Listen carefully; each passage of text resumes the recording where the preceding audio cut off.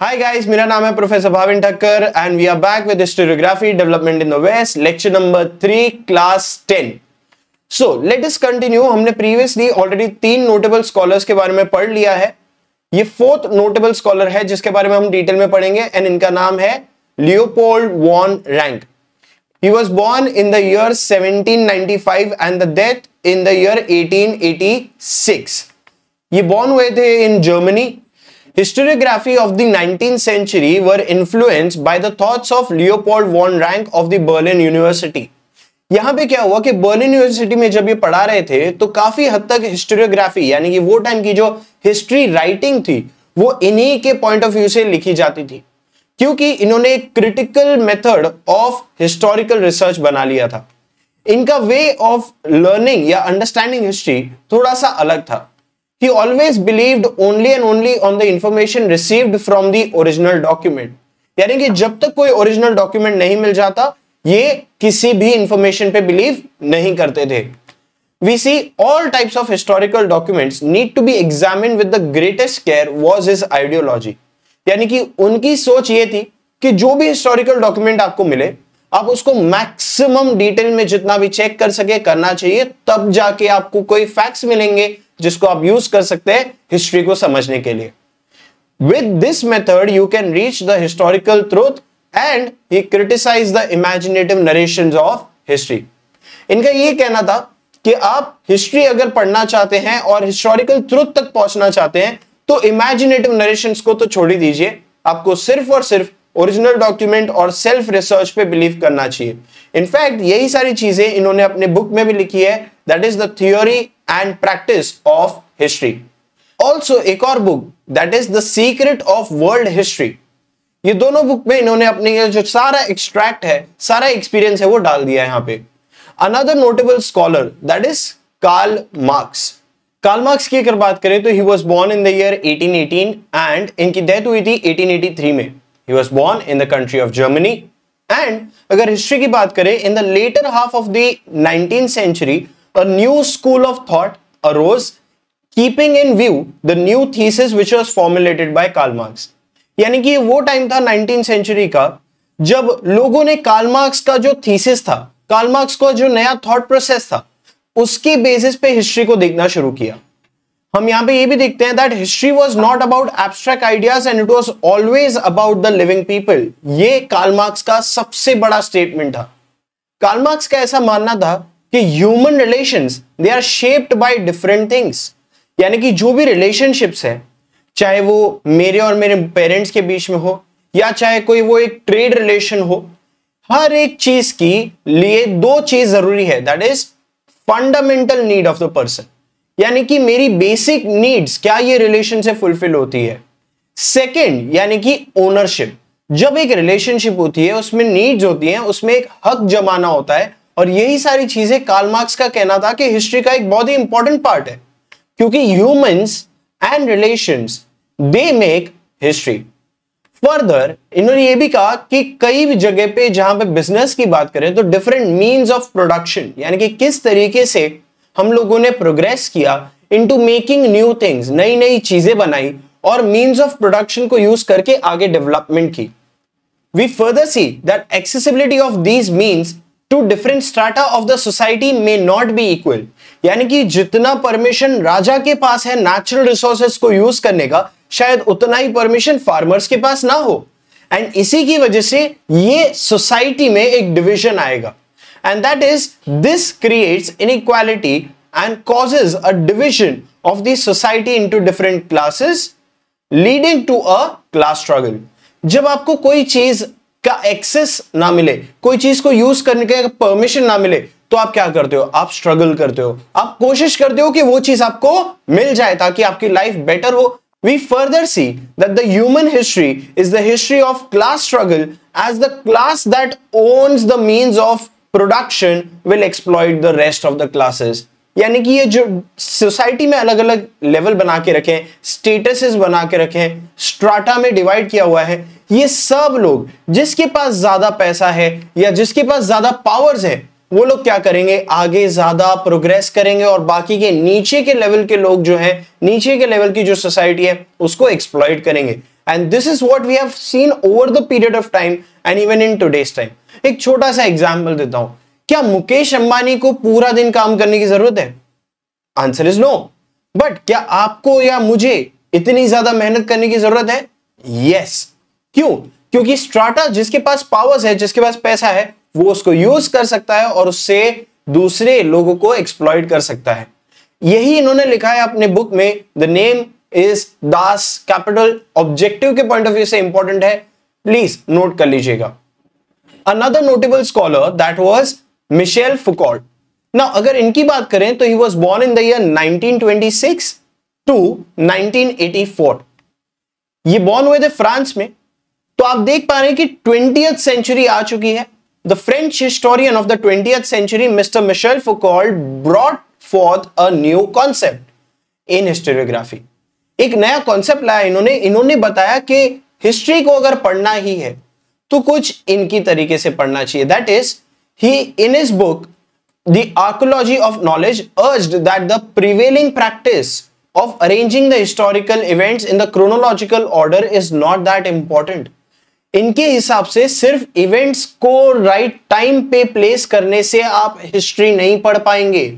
अगर आपको इसको अच्छे से पढ़ना ही है, he always drew attention to the fact that archaeology does not strive to reach the ultimate historical truth। Ultimate historical truth आपको मिल सकता है by understanding various transitions that have happened in the past। यानी कि एक event से दूसरे event के बीच में क्या ऐसा हुआ कि इवेंट 1 से हम इवेंट 2 में गए। एग्जाम्पल लेते हैं, जैसे कि वर्ल्ड वॉर 1 और वर्ल्ड वॉर 2, ये दोनों के बीच में ऐसा क्या हुआ जिसकी वजह से इन्होंने पीस एस्टैब्लिश करने की कोशिश की बट कर नहीं पाए। फिर भी वर्ल्ड वॉर 2 हुआ after the conclusion of World War 1। We further see that Foucault felt that explaining the transition in the past is more important. यानी कि ये ट्रांजिशन पीरियड को एक्सप्लेन करना हिस्ट्री के इवेंट्स को अरेंज करने से ज्यादा इंपॉर्टेंट है। He called his method the archaeology of knowledge। इन्होंने अपने मेथड को अलग से एक नाम दे दिया, बोल दिया कि इसको बोलेंगे archaeology of knowledge। As well as Foucault subjected that so far unacknowledged areas of historians such as psychological disorders, science of medicine, prison administration, etc. to the historical analytics। इससे हम ये समझते हैं कि मिशेल फुकॉल्ट ना सिर्फ कोई इवेंट को स्टडी कर रहे थे, लेकिन वो साइकोलॉजी को भी स्टडी कर रहे थे।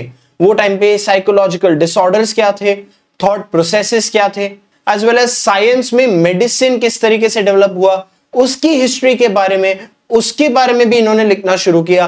As well as prison administration, ये वो टाइम था जब ब्रिटिश हर जगह पे अपनी कॉलोनीज एस्टैब्लिश करके बैठी थी और लोगों को इंडिपेंडेंस भी मिल रहा था। If you see from 1926 to 1984, ये वही पीरियड था जहां पे ब्रिटेन जो था वो अपना हर कॉलोनी को यू कुड से लिबरेट कर रहा था या फ्रीडम दे रहा था। तो इन्होंने पूरे प्रिजन एडमिनिस्ट्रेशन को भी अच्छे से रजिस्टर किया और हिस्टोरिकली हर एक चीज का एनालिसिस करके फिर उन्होंने कोई भी कंक्लूजन दिया। So he also wrote a book that is archaeology of knowledge. चलो let us very quickly revise what we have done up till now. सबसे पहले scholar that is Rene Descartes. Voltaire कौन सी कंट्री में born हुए थे? France. Book का नाम? कुछ नहीं sir, George William Friedrich Hegel. कौन से कंट्री में बॉर्न हुए थे? जर्मनी। कितनी बुक लिखी थी? 2। कौन सी? Encyclopaedia of philosophical sciences and reason in history. Leopold von Ranke कौन सी बुक लिखी थी? 1 या 2? अच्छा करेक्ट, 2 बुक लिखी थी। First one is the theory and practice of history and second one the secret of world history. Karl Marx, इन्होंने कौन सी बुक लिखी थी? The answer is Das Kapital. Next कौन से स्कॉलर है ये जो 1926 से 1984? That is Mister Michel Foucault. कौन से कंट्री में बॉर्न हुए थे? Answer is France. Let us study a new concept of analyst school and feminist historiography।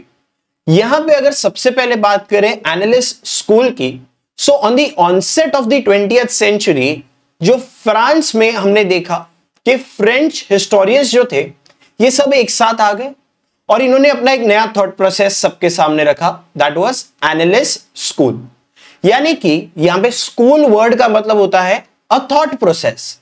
इसका मतलब ये नहीं कि जो स्कूल में आप पढ़ रहे हैं, यहां पे स्कूल मतलब थॉट प्रोसेस। सो इनके हिसाब से ये जो थॉट प्रोसेस था, ये जो स्कूल था, it was about historical writing. And इनका ये कहना था कि historical writing is not only about the Kings of that time, यानी कि पास्ट में कौन से राजा महाराजा थे, सिर्फ उन्हीं के बारे में नहीं है हिस्ट्री, या फिर कौन से ग्रेट लीडर्स थे, उन्हीं के बारे में आप हिस्ट्री नहीं लिखेंगे, या फिर वॉर्स कौन से हुए, या फिर पॉलिटिकल इवेंट्स क्या थे, पॉलिटिक्स क्या थी, डिप्लोमेसी क्या थी। ये सब चीजें तो हिस्ट्री का पार्ट है, but you should not restrict history only up to this extent.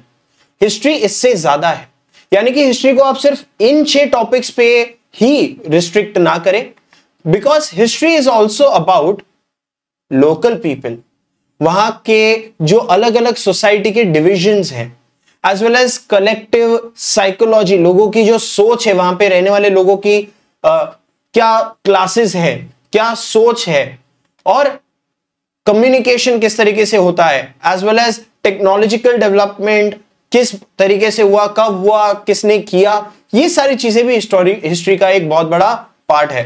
We further see trade, agriculture and climate, ये सब एक बहुत इंपॉर्टेंट रोल प्ले करेंगे कि आप हिस्ट्री किस तरीके से प्रेजेंट करते हैं।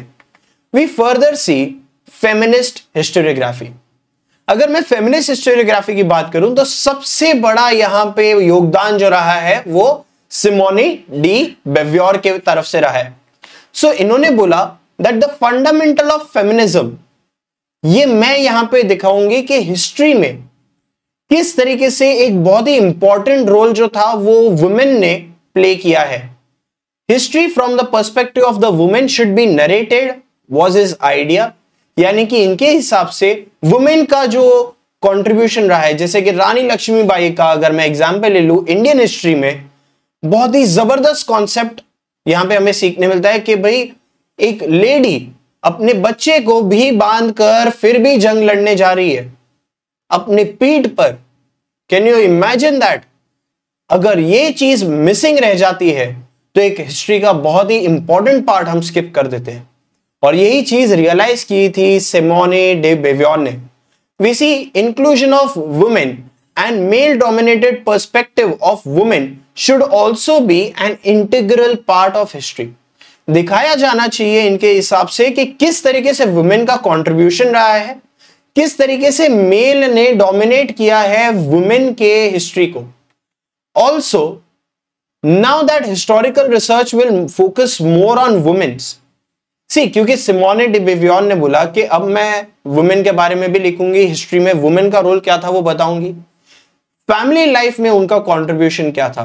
गाइस, अगर एक वुमेन एक घर को नहीं संभालती है तो घर से मेल का निकलना बहुत ज्यादा डिफिकल्ट हो जाता है। एम्प्लॉयमेंट में वुमेन का रोल क्या था?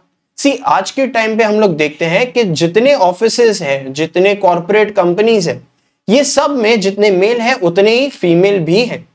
As well as role in trade union, लोगों ने बिजनेस में, यूनियंस में, लीडरशिप में वुमेन ने किस तरीके से कंट्रीब्यूट किया है और आज भी करती है। ये पूरा ट्रांजिशन हमें देखने मिल सकता है बाय अंडरस्टैंडिंग फेमिनिस्ट हिस्टोरियोग्राफी।